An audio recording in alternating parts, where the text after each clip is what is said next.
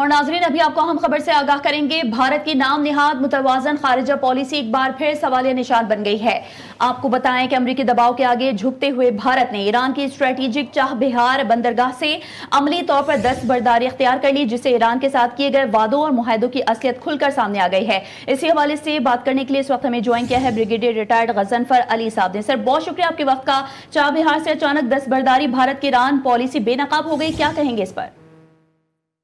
ہاں بالکل، بھارت آہستہ آہستہ ان تمام کمٹمنٹ سے، ان تمام چیزوں سے وڈرا کرتا جا رہا ہے جو اس نے کسی بھی ٹائم پہ مختلف ممالک کے ساتھ کی تھی۔ اور اس میں آپ دیکھ رہی ہے کہ ابھی چاہ بہار کا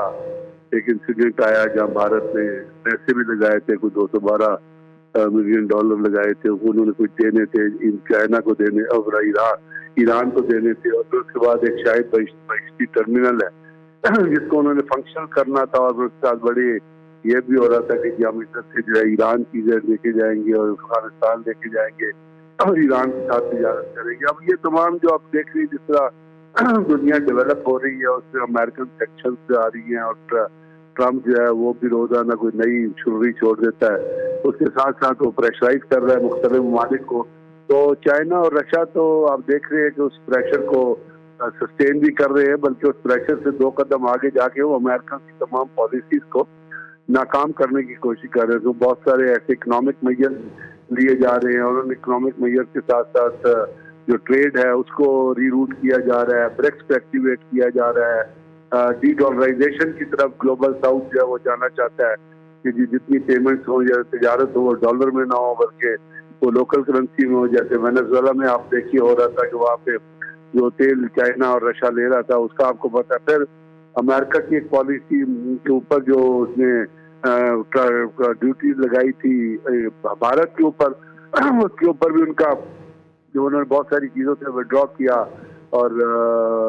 ابھی آپ دیکھیے کہ جو چاہ بہار والا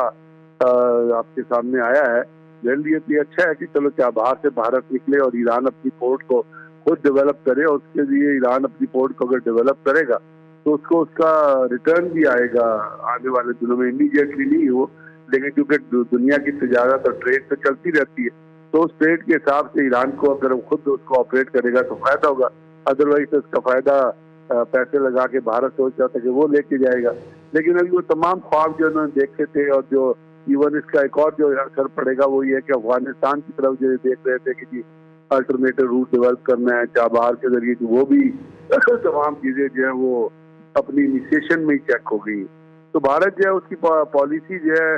وہ تو آپ آہستہ آہستہ دیکھ رہی ہیں کہ اس کے اندر جو فارن پالیسی اس کی ہے، اس پہ